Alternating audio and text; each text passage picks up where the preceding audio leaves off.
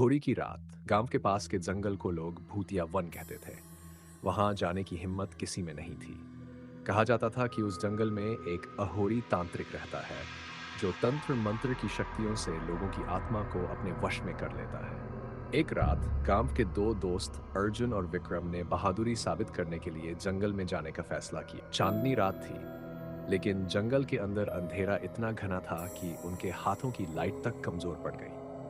हर तरफ अजीब सी सरसराहट और अंधेरे में लाल लाल आंखों वाले जानवर दिखाई दे रहे थे। कुछ दूर चलने के बाद उन्हें किसी के गाने की धीमी आवाज सुनाई दी। वो दोनों आवाज की तरफ बढ़े और देखा कि जंगल के बीच में एक जलता हुआ चिता और उसके पास बैठा एक अघोरी मंत्र पढ़ रहा था। उसके पास खोपड़ियों से बनी माला और काले कपड़ों में लिपटा शरीर था।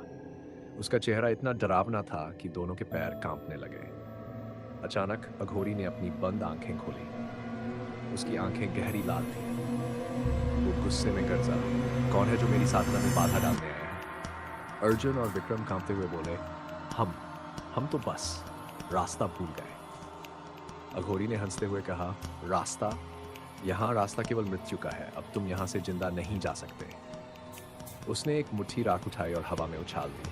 अचानक हवा ठंडी पड़ गई, पेड़ खुद ब खुद झुकने लगे और चारों तरफ भूतों के चीखने की आवाज गूंजने लगी। अर्जुन और विक्रम भागने लगे, लेकिन उनके कदम जैसे जमीन में धंस गए।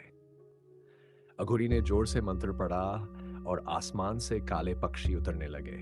पक्षी उनके चारों ओर घूमने लगे और दोनों दोस्त डर के मारे चीखने लगे। अचानक अर्जुन ने पीछे मुड़कर देखा तो विक्रम वहां नहीं था। उसकी जगह एक खोपड़ी पड़ी थी।